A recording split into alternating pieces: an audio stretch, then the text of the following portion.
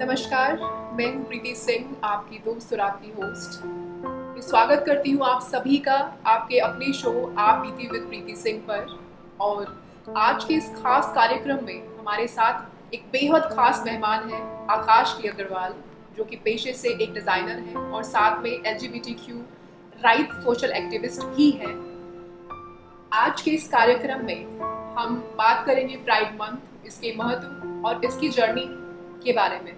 सो आइए मिलते हैं हमारे मेहमान से, आकाश।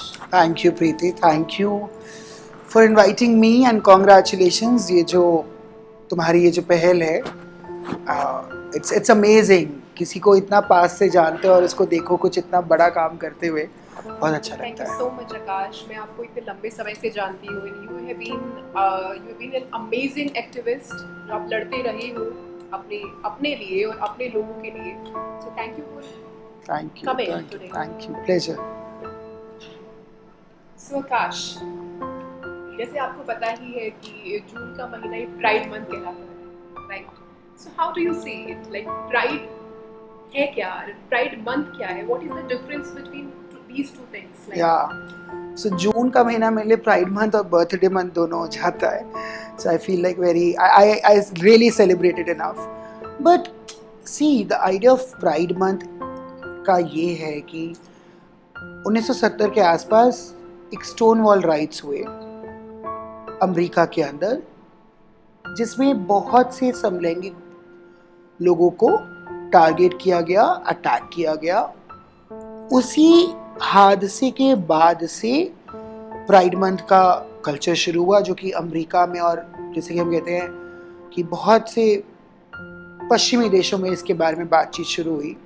क्योंकि अगर मैं कहूँ बहुत लेटली 2018 तक तो हम पे ये भी कहने का हक नहीं था कि हम गे हैं, कि हम एग्जिस्ट करते हैं। तो प्राइड मंथ तो बहुत बाद में भारत में कुछ आज से 4 से 5 साल पहले की कहानी है। So and it's an amazing thing to do. मतलब क्योंकि बहुत से लोगों को लगता है pride month pride parades, pride parties या pride this and pride this का है, but actually pride month is all about fighting for equal rights. Exactly, I think it's more about fighting for your own rights. Yeah. ये अपने लिए आवाज उठाना है कि हम एग्जिस्ट करते हैं, हम हैं। हाँ, और हम जैसे बहुत से हैं। और ये बहुत खूबसूरत है कि बहुत से लोगों को इन एक्टिविटीज से हिम्मत मिलती है बाहर आने की, अपने बारे में कहने की। बहुत सी कॉर्पोरेट्स इस प्राइड मंथ में एक्टिविटीज़ में जुड़ती है, चाहे वो कुछ लोग कहते हैं बहुत ही टोकनिज्म है, बट टोकनिज्म का तो कोई अंत नहीं है, बट ये एक अच्छी शुरुआत होती है। सो दो पहलू हैं देखने के, कि हाँ हम उसकी तरफ अच्छे से देखें, हम बुरे की तरफ से देखें। But I like the fact कि लोगों को चाहे ज़बरदस्ती कॉर्पोरेट्स को बात करनी पड़ रही है प्राइड मंथ की, पर बात हो रही है, वो इम्पोर्टेंट है। क्या समझते हैं कि जैसे प्राइड मंथ के दौरान कितनी मार्च की जाती है, जिसमें अलग अलग देशों से, अलग अलग वर्गों से लोग आकर के they are holding those flags and they are marching. So how do you think, is it really helpful for your community and इसी तरीके से ये उनको मददगार साबित हो रहा है? बिल्कुल हो रहा है प्रीति, बिकॉज मुझे याद है आज से 10 साल पहले जब दिल्ली प्राइड परेड होता था, 10 या 12 साल पहले, तो मैं उस परेड के पैरेलल की तरफ चलता था छुप के, और पहली बार अपने जैसे लोगों को जीवन में देखा कि अच्छा लोग हैं और बाइज्जत दिल्ली की सड़कों पे चलते हुए कह रहे हैं कि हम ये हैं। ये एक बात थी कि उनके चेहरे नकाबों से ढके थे। आज 12 साल बाद जब आप दिल्ली प्राइड परेड में वापस जाते हो, तो वहाँ माँ भी अपने बच्चे के साथ खड़ी है, दादी भी बच्चे के साथ खड़ी है, दोस्तों के लिए खड़े हैं। और वो कहीं ना कहीं जो idea of the pride parade था कि सिर्फ हम अकेले नहीं हैं, हम जैसे हैं, और जो लार्जर सोसाइटी है उसका जो फियर है कि मेरा बच्चा अकेला ऐसा है, जब उसको भी दिखता है कि नहीं इनके जैसे बहुत से लोग हैं और ये खा रहे हैं, पी रहे हैं, कमा रहे हैं, अच्छा जीवन जी रहे हैं, तो अगर मेरा बच्चा भी ऐसा है तो कोई दिक्कत नहीं। So at large when the society becomes a part of the pride parade, the cisgender society, it really impacts towards lot of positivity. So अभी बातों ही बातों में आपने जिक्र किया कि 2018 में धारा 377 को हटा दिया गया। हाँ। So how did that impacted our society? And it impacted a lot, though it was a very delayed decision. और मुझे आज भी आता है कि जस्टिस इंदु मल्होत्रा ने अपनी सुप्रीम कोर्ट के वर्डिक्ट में बोला कि हम LGBTQ समाज से माफ़ी मांगते हैं. We have been very delayed in giving them what was due for them. जब एक 377 की धारा हटते हुए एक वर्डिक्ट के अंदर सुप्रीम कोर्ट का जज ये बात लिखवाता है, दर्ज करवाता है, तो अच्छा तो लगता है. ये तो लगता है कि चलो इन्होंने अपनी गलती मान लिया एक. पर फिर 2018 से आज 2023 की जो लड़ाई है, अभी भी इक्वल राइट्स नहीं मिले हैं. सिर्फ मेरा कंधा उठा के मुझे ये कह सकता नहीं कोई कि आप गे हो और आप क्रिमिनल हो. Do you and me have equal right in the society? We do not, right? And it is not a fight against you or to cisgender people, but it is a fight to bring our dignity back for us, our equal rights back for us. इसलिए हम 2023 में equal marriage rights की तरफ बढ़ गए हैं, उसकी बात कर रहे हैं. बदलाव जैसे मैंने प्राइड परेड का कहा, वही मैं कहूँगा कि सब थोड़े छोटे छोटे स्टेप्स लेके बढ़ रहे हैं, पर बढ़ रहे हैं, वो अच्छी बात है. तो इसका मतलब है कि वाकई लोगों ने स्वीकारा है. वाकई एक बहुत ही अलग शब्द हो जाता है, बिकॉज वो तो भगवान जानता है ना. बिकॉज स्वीकार नहीं, बिकॉज प्रीति स्वीकार्यता है क्या? स्वीकार्यता प्रीति की आकाश को अपनाने की है जो उसका दोस्त है, जिसका, या प्रीति की अपने बच्चे को या अपने भाई को अपनाने की है. Because you are my friend and respectfully I need friends in my life. But the first thing we all need is our parents to accept us. जिसके पास रोटी कपड़ा और मकान होता है ना, उसकी जद्दोजहद बदल जाती है. और मुझे, क्योंकि मेरे पास माँ थी जिसने मुझे स्वीकारा, बहनें थी जिन्होंने साथ दिया, दोस्त थे जिन्होंने हाथ पकड़ा, तो मेरे को कभी बेसिक नेसेसिटीज के लिए जीवन में लड़ना नहीं पड़ा. मेरे so the idea is acceptance from the home. That matters. जैसे आपने अभी कहा कि आपके माता पिता, आपके भाई बहन आपके साथ खड़े रहे, लेकिन कितने सारे ऐसे लोग हैं कि जिनको स्वीकारा ही नहीं जाता उनके परिवारों के द्वारा, उनके दोस्तों के द्वारा, और वो उम्र भर इसी जद्दोजहद में. और आपने देखा ही होगा कितने लोग अक्सर आज लड़ाई से लड़ते थक जाते हैं, और अंत में क्या होता है? They are committing suicide. Yes, absolutely.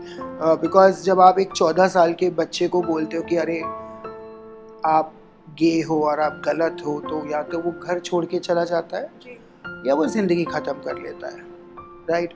और मुझे ये नहीं लगता कि ऐसी ये सोच मेरे साथ नहीं थी कि जब मुझे, और अब तो हम फिर भी ऐसी बातचीतें कर रहे हैं इंस्टाग्राम पे, हम लोग को देख पाते हैं. मैं कुछ आज से 15 से 20 साल पहले की बात बताऊं, जब when I was growing up and I realized कि मैं कुछ गलत हूँ, अलग हूँ नहीं समझ में आ रहा था, गलत हूँ समझ में आ रहा था. मेरे साथ ही लोचा है. हाँ, है ना. सो जो मैंने उस गलत फहमी को जिस जर्नी से दूर किया, वो ये था कि एक दिन आप एक शफा खाना में जाते हैं और बोलते हैं कि मर्दानगी की दवा दे दो, राइट. या आप डॉक्टर पे जाते हैं और बोलते हैं मेरे को करंट लगा के अगर सही होते हो तो कर दो. और ये सब कुछ प्रैक्टिसेस आज भी हो रही है, राइट. पर हमारे पास कोई ऐसा व्यक्ति नहीं था जिसको देख के हम बहुत खुशी से कह सके अच्छा ये गे है और ये मैं हूँ. हमारी रेफरेंस पॉइंट में घर में होली दिवाली या बच्चा पैदा होने पे जो हिजड़े आते थे वो थे, या सड़कों पे रेड लाइट पे खड़े होके हम जैसे हमारी कम्युनिटी के लोग जो भीख मांगते थे वो थे. उस रेफरेंस पॉइंट को चेंज करके जो आज मुझ जैसे लोग यहाँ बैठे हैं, और हम जैसे लोगों को लोग देख के कहते हैं कि ठीक है हमें आप बहुत बड़ी बात है जो वो ये कहते हैं कि हमें आपसे शक्ति मिलती है. पर वो बदलाव कुछ 20 साल 25 साल का जो मैंने देखा है. और आकाश, मुझे लगता है कि हमारे वेदों में, उपनिषदों में और किन्नरों को एक विशेष स्थान दिया जाता है, लेकिन शिवगणों से आते हैं. सो ये आज से मुझे लगता है 20 सालों से नहीं, ये प्राचीन भारत से ही ये चीजें वहाँ रही हैं. एंड ये जो किन्नर कम्युनिटी है, they have been a part of our society and very respectful. मतलब काइंड ऑफ राइट कि हाँ हम वेदों में और पुराणों में हैं. हाँ. और उन्हीं वेदों में औरत भी तो देवी है. तो औरत का इस देश में क्या हाल है, कितने बलात्कारी इस समाज में घूमते हैं. तो सबसे आसान तरीका है, जिसको समानता नहीं देती उसको भगवान बना दो, उसको उपनिषद वो सब कुछ बना दो उसको, जो वो इंसान ना दिखे. तो यार मुझे आप मत बनाओ ना कुछ भी, मुझे आप उपनिषदों से इज्जत मत दो, मुझे समानता से इस भारत देश के भारतवासी होने की इज्जत दो. राइट. जी. So many women face trauma because they have been compared. ओ तुम सीता जैसी नहीं हो, या तुम राधा जैसी नहीं हो, या तुम पार्वती जैसी नहीं हो. तो नहीं है. पर क्या इंसान नहीं है? मुद्दा इंसान का है. क्या उसको जीने का अधिकार वो जैसा है जो है उसका मिलेगा, या उसको कुछ ऐसा होना पड़ेगा? So why I am conflicting to what you are saying is because हम नहीं हैं. हमें भगवान नहीं होना. हम इंसान हैं. हम इंसान हैं. आप इंसानियत की बात करें, वो आप करना नहीं चाहते. जी. So that is the major fight. यहाँ पे देखो, आप ही की बातों से एक बात है. मान लीजिए कोई धर्म नहीं है, ठीक है, कोई भगवान भी नहीं है, सिर्फ एक धर्म है, वो इंसानियत का. सो यहाँ पे अगर वो हमें एज इंसान भी स्वीकार करते हैं तो that would be more than sufficient. What do you? हाँ, और वो वाला धर्म सबसे ज्यादा फ्लॉप है ना, इंसानियत का. एग्जैक्टली. वो इंसानियत के धर्म में कोई जाना नहीं चाहता. हिंदू हो जाएगा, मुस्लिम हो जाएगा, क्रिश्चियन हो जाएगा, इंसान पता नहीं कौन होगा. आकाश, जैसे ये प्राइड मंथ एलजीबीटीक्यू कम्युनिटी के लिए सेलिब्रेट करने के लिए या फिर उनको एक आवाज़ देने के लिए बना दिया गया, ये शुरू हुआ जैसे भी. लेकिन अभी भी कुछ लोग ऐसे हैं, कुछ कम्युनिटीज ऐसी हैं कि वो अभी भी डिबेट्स कर रही हैं कि ये नहीं होना चाहिए, shouldn't be there, should be there. तो इस तरह के डिबेट्स अभी भी चल रहे हैं. तो मैं कह रही हूँ कि अगर एक महीना नहीं दे सकते हैं, एक महीने को एक्सेप्ट नहीं कर सकते हैं, so how can they accept the whole existence? हाँ, कि पूरा साल सिसजेंडर सोसाइटी के तरीके से चले. ठीक है, मुझे लगता है इसके लिए इस बात पे ज़्यादा कहना बेकार है, because I find them time wasting and not time saving. ये मुद्दे, ये बात, हाँ, मतलब वो पक्ष जो आपके खिलाफ है उस पर एनर्जी ना लगाते हुए अपने पक्ष को मजबूत करने पर कहाँ समय लगाना चाहिए. वो क्या कह रहा है वो समाज किसके लिए, क्योंकि ये समाज जो आपके खिलाफ है वो सिर्फ मेरे खिलाफ नहीं है, वो आपके भी खिलाफ है, वो पुरुषों के भी खिलाफ है, महिलाओं के भी, ट्रांसजेंडर्स के भी, क्योंकि वो समाज अपनी परंपरागत ढांचे से अलग नहीं होना चाहता. उसको लगता है यही तरीका ठीक है क्योंकि ये हमें बताया गया है, और कहीं ना कहीं वो समाज के हिस्से में मैं हूँ और आप भी हैं. क्योंकि कोई भी जो शोषण होता है उसका हिस्सा पूरा समाज होता है. राइट. आपने बात करी परंपराओं की. हाँ. जहाँ तक मैं समझ सकती हूँ या फिर बताया गया है कि जो परंपराएं हैं हमारे देश की, साहित्य की, संस्कृति की, वो तो लोगों को जोड़ने का काम करती हैं. या बिल्कुल. और यहाँ पे वही परंपराएं तोड़ रही हैं, लोगों से उनकी पहचान छीन रही हैं. क्योंकि आपने एक शब्द का इस्तेमाल किया, प्रीति, बताया गया है. जी. तो जब हमें जो बताया जाता है हम वो मान लेते हैं. द आइडिया इज पता करो, द आइडिया इज खुद पढ़ो. किसी को पढ़ के आपको बताने का हक मत दो.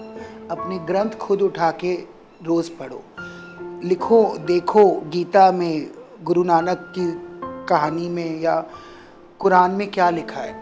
आप उसको पढ़ना नहीं चाहते, आप उसको सुनना चाहते हैं. आप एक ढांचे के आदी हो गए हैं, इसलिए उस ढांचे से अलग नहीं हो पाते हैं. सो ज़्यादातर लोग जो उनको कहा जाता है वो कर लेते हैं.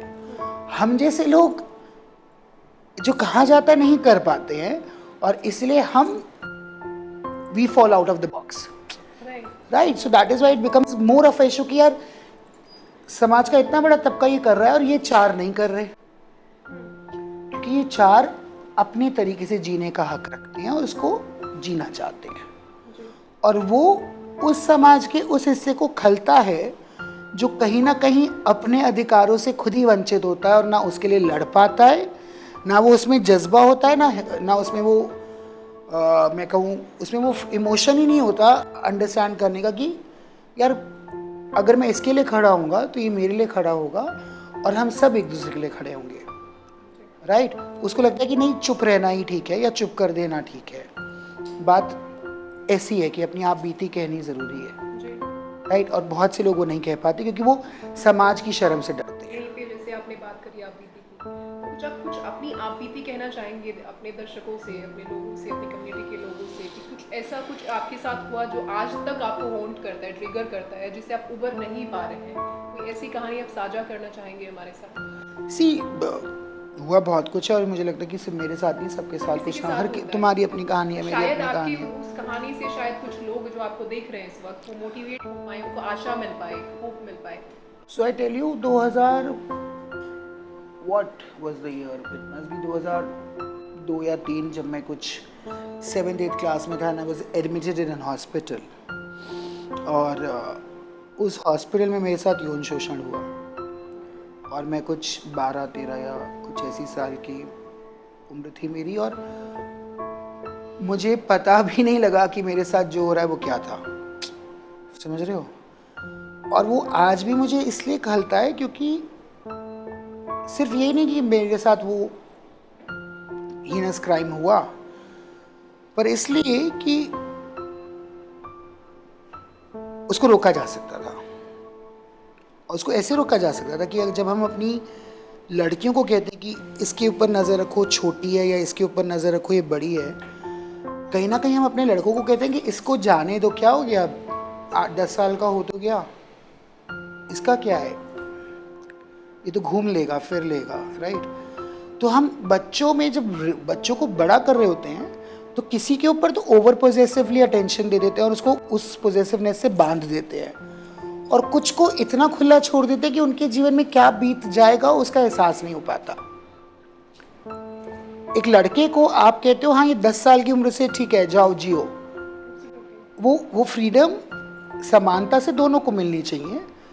पर एक जगह आप इतने ओवर पोजेसिव हो जाते हो कि एक दूसरे लैंगिक बच्चे के साथ क्या हो रहा है आप उसको देख ही नहीं पाते, क्योंकि आपके पास ये सोच नहीं होती कि इस बच्चे का कुछ कोई कर सकता है, ये लड़का है, लड़कों का क्या है, लड़के खुले जी सकते हैं। दौरान ये I'm not able to put into words जो भी हुआ उस दौरान, जो घटना घटी आपके साथ, आपने उसे कैसे एक्सेप्ट किया, या फिर how did you fight back? And I'm fighting back by talking to you. it must be haunting you, No, this triggering you. no, it doesn't haunt me because पता नहीं, आई थिंक ऊपर वाले की कृपा है या क्या है कि मुझे अपने जख्म इतने गहरे लगते नहीं, दिखते नहीं, और वही मेरा मरहम है। मतलब बहुत आसान है अपने जीवन को सिर्फ अपने जीवन के आसपास जीना और ये कहना कि मेरे साथ ये हुआ है, और सिर्फ मेरे से हट के समाज में क्या हो रहा है तक जब आप देखते हो तो आपको लगता है कि आप कुछ बेहतर हो।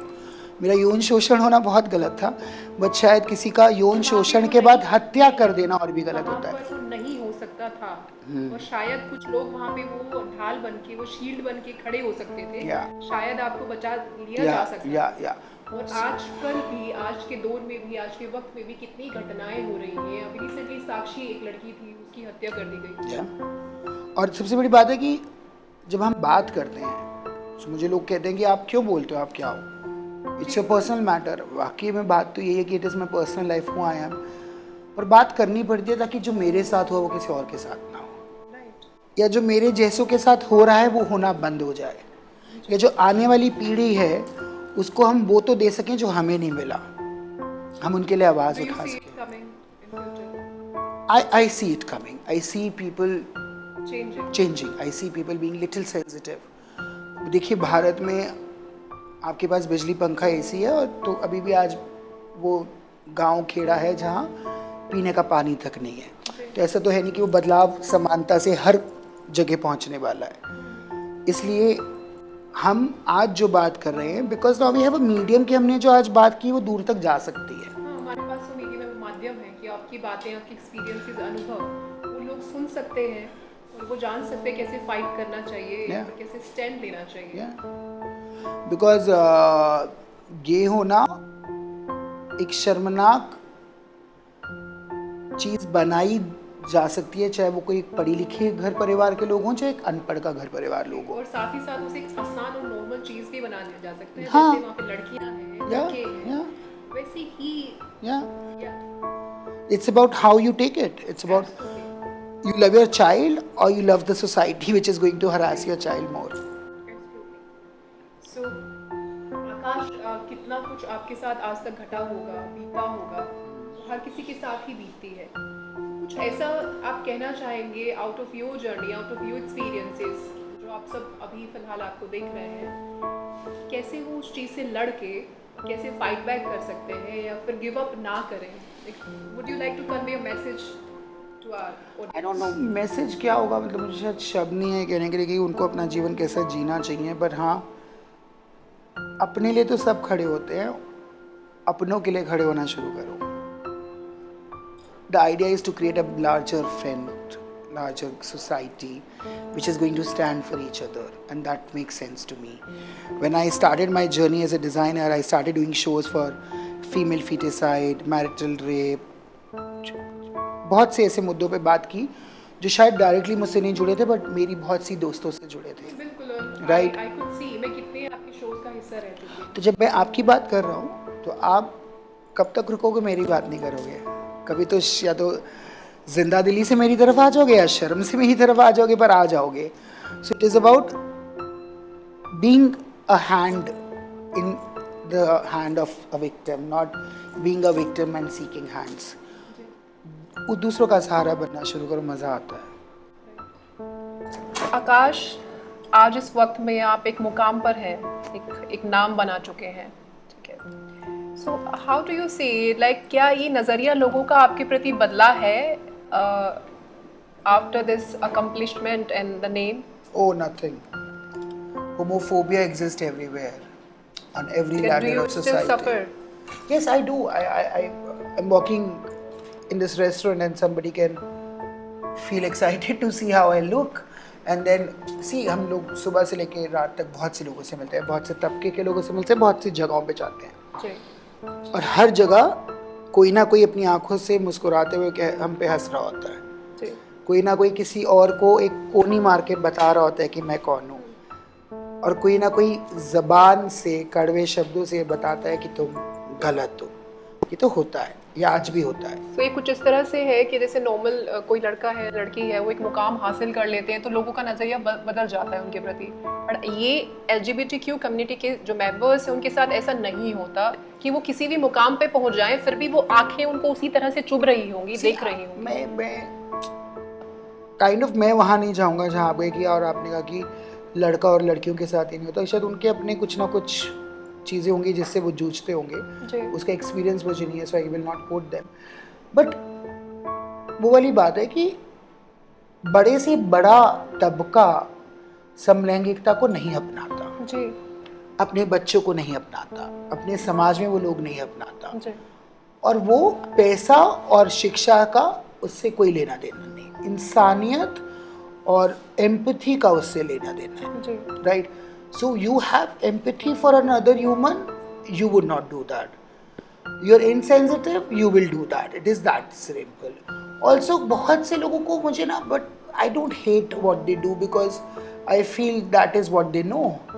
मतलब उनसे घृणा करके भी क्या मिलेगा? That hate would develop into toxicity within me. Right. It's better that I say कि it's okay यार, उसको नहीं पता, उसका सामाजिक दायरा इतना ही है. This is what his world is, her world is, and they think कि इसके बाहर के लोग aliens हैं या इंसान नहीं है या हमारे जैसे नहीं है, और वो उनको कैसे हैंडल करते हैं उनको नहीं आता है. तो ये किस तरह से सफ़र करते हैं? आप कोई इस तरह का इवेंट आप शेयर करना चाहेंगे? सी एक समय था मेरी लाइफ में जब मैंने रोज सुबह उठ के मैं बोलता था कि भगवान मैं क्यों, राइट, ये मेरे साथ क्यों हुआ, मैं ही ऐसा क्यों हूँ. और उसको सिर्फ इस तरीके से बदला गया कि मैंने एक दिन बोला कि भगवान मैं क्यों नहीं तो और कौन, और किस में इतनी हिम्मत है. Right. So it is about driving the force from within. I can see what in your eyes. नहीं, that is like a part of going through all of this. जब ये सब, yeah, I do feel vulnerable at times, but जब भी आपको बहुत बुरे समय में कोई डालता है ना ऊपर वाला, तो ये सोच लेना चाहिए कि he has created a challenge. आप भी उस जगह पे हो सकते थे या हो सकते हैं. नहीं, ये कि he has created a challenge which he knows आप पार कर जाओगे. It's up to you कि तुमको वो पार करना है नहीं करना. जी. Right. So it's that simple. I said ठीक है, शायद मुझे वो मिला जो मैं झेल सकता हूँ, क्या पता किसी और को कुछ और मिला, शायद वो झेलने वो पाएगा. So it was just seeking courage from inside. It was just that. सो पूरी जर्नी बदली जब मैंने ये कहा कि मैं ही क्यों से लेकर के ये कहना कि मैं नहीं तो और कौन। सो इट्स नज़रिया यार, नथिंग एल्स। कोई और ढांचा आपको सपोर्ट नहीं करता, आपको अपने आप को सपोर्ट करना है। जब पूरा समाज आपसे घृणा कर रहा हो और फिर भी आप अपने आप से मोहब्बत कर सको, वो असली मोहब्बत है। It's just that. You want tissue paper? No, I'm good. I'm sorry if No, nothing. All good. we are together and Yeah, I know you doing this makes a lot of difference, प्रीति, क्योंकि ये बात मेरी नहीं है, ये बात मुझ जैसों की है। जी। It's never a fight which I have to fight. It is a fight that we have to fight for people like us. That's it. Absolutely. कितने सारे ऐसे लोग हैं जो भी आपको देख रहे होंगे और वो हो सकता है उनकी आंखों में वहाँ उधर आंसू हैं and they are not even able to vent out, properly. Yeah. They hide it. I know. बस उनके दिल में भी जज्बा बन जाए कि हाँ वो लड़ सकते हैं, वो मैटर करता है। So आकाश, आजकल आप इक्वल मैरिज एक्ट के बारे में बातें कर रहे हैं, लाइक कई बार मैं देखती हूँ आपको चैनल्स पे, पेपर्स पे आपके articles. So what do you say about it? How do you see? वो बहुत ज़रूरी है प्रीति। इक्वल मैरिज राइट्स मिलना हमारा ड्यू 2018 377 की स्क्रैपिंग से है जी। क्योंकि उस वक्त भी हम लोगों ने पिटिशन फाइल की थी कि जब आप हमारा डिक्रिमिनलाइजेशन करें तो आप हमें समानता के अधिकार दें। जी। अब आप समझिए कि इक्वल मैरिज राइट मेरा किसी व्यक्ति के साथ हम बिस्तर होने तक की सफ़र नहीं है, मेरा किसी के साथ कंपेनियनशिप लेना और लीगली वो कंपेनियनशिप एक्सेप्टेड हो। क्योंकि जिन एनजीओज़ के साथ हम काम करते हैं हमने उसमें देखा है कि जब कोरोना हिट हुआ तो आपके पास शायद आपके घर वाले थे, मेरे पास शायद मेरे घर वाले थे, और ऐसे बहुत से बच्चे थे जो समलैंगिक थे, जो 17 साल 15 साल 14 साल की उम्र में घर छोड़ चुके थे और वो शायद किसी अपने प्रेमिका या प्रेमी के साथ रहते थे या किसी एक कल्चर में ऐसे स्ट्रक्चर में दोस्तों के साथ रहते थे, पर कहीं ना कहीं लीगली अगर उनको एक मेडिकल एड भी चाहिए होती थी उस कोरोना के दौर में वो नहीं पा रहे थे क्योंकि वो समाज के ढांचे से बाहर किए हुए थे। अगर एक हस्बैंड अपनी वाइफ को डॉक्यूमेंट साइन करके बोल सकता है कि मेरे मरने के बाद मेरा बैंक का लॉकर या मेरी जायदाद या मेरा सब कुछ इसका है, तो अगर मैंने किसी के साथ 5 साल या 50 साल बिताए हैं पर मुझ पर वो अधिकार नहीं है कि मैं अपने प्रेमी के लिए कुछ छोड़ के जा सकूं या वो प्रेमी मेरे लिए कुछ छोड़ के जा सके, तो ये बहुत बड़ा फाइनेंशियल इनसिक्योरिटी है। आपको बैंक में लोन्स नहीं मिलेंगे, आपको पार्टनरशिप लोन्स नहीं मिलेंगे जिसमें आप एज ए स्पाउसल बेनिफिट्स पा सके, आपको मेडिकल बेनिफिट्स नहीं मिलते बिकॉज आप स्पाउसल क्रेडेंशियल्स क्रिएट नहीं कर पाते, और सोसाइटी में तो आपका कोई अपना है ही नहीं। क्योंकि अगर हम कह रहे हैं कि 377 हटने के बाद बदलाव आए हैं तो हो सकता है मैरिज इक्वालिटी राइट्स के बाद लोगों में इतनी हिम्मत मिले कि वो चल के अपने माँ बाप को बोल सके कि हाँ मैं इससे प्यार करता हूँ या इससे प्यार करती हूँ और यही मेरा सब कुछ है जी। तो अगर सिस्टम इन प्लेस होगा तो एटलीस्ट जो अब्यूज़ है उसको कंट्रोल किया जा सकेगा, राइट। तो ये नहीं कि कल समाज बदल जाएगा, बट क्योंकि समाज नहीं बदलेगा इसके मारे हमारे अधिकार छीने रखेंगे, ये तो बात गलत है। तो it is about that, it is about us having a right to have equal citizenship, right. अगर आप मुझे भारतीय होने की जिम्मेदारी दे रहे हो तो मुझे भारतीय होने के लिए वो इक्वल राइट्स भी आपको देने पड़ेंगे। या absolutely. So Akash, I think I have consumed lot of energy and time of yours. Thank you. But जाते जाते आप कुछ कहना चाहेंगे दर्शकों से या मुझसे? मैं एक्चुअली कई बार कहते हैं कि मैं किन से कहूँ, मुझे लगता है मुझे माँ बाप से कहना चाहिए, मुझे उन माँ बाप से कहना चाहिए कि जीने दो, अपने बच्चों को जीने दो और उनको अपने जीवन से वंचित मत करो, उनके साथ जीने का मौका मत खो। क्योंकि जो सच्चा प्रेम माँ बाप अपने बच्चे से करते हैं या बच्चे अपने माँ बाप से करते हैं, और जब वो प्रेम उनके पास से छीन लिया जाता है तो वो उसी जर्नी ऑफ एक्सेप्टेंस में अपना जीवन तक तबाह कर पाते हैं, क्योंकि उनको पूरे जीवन ही लगता है कि मुझे मेरे माँ बाप ने नहीं अपनाया तो मुझे कोई और नहीं अपनाएगा। पेरेंट्स बहुत बड़ा रोल प्ले करते हैं किसी भी तरीके के बदलाव में। मैं फिर ये कहूँगा प्रीति, मेरे पास माँ थी तो घर छत रोटी सब था जी। नहीं तो मुझ में और सड़क पे खड़े हुए एक हिजड़े में जो 100, 50, 10 रुपए के लिए अपना पूरा दिन खपाता है, उसमें कोई फ़र्क नहीं रहता। सो आई थिंक मेरी सिर्फ गुजारिश उन माँ बाप से है जो बच्चों को इस दुनिया में लाते हैं कि आप उनको इस दुनिया में तो ले आएं पर ये दुनिया उनके रहने लायक बनाएं। सो बात सिर्फ इतनी सी है कि इससे पहले समाज आपको स्वीकारे, वो आपको आज़ादी दे, वो स्वतंत्रता दे, वो प्रेम दे, ये सबसे पहला कदम आपके खुद के परिवार से, आपके माता पिता से शुरू होता है। So to all the parents out there जो मुझे अभी देख रहे हैं, अपने बच्चों को आप वो प्यार, वो जगह दें आपके जीवन में जो उन्हें समाज नहीं दे पाता। सो आकाश, आपका बेहद शुक्रिया और मैं तहे दिल से आभारी हूँ आपकी आप बीती प्रीति सिंह के साथ शेयर करने के लिए। No Preeti, thank you. तमाम जनता के साथ शेयर करने के लिए। Thank you so Thank you मच, so much, my Akash. Pleasure, thank you.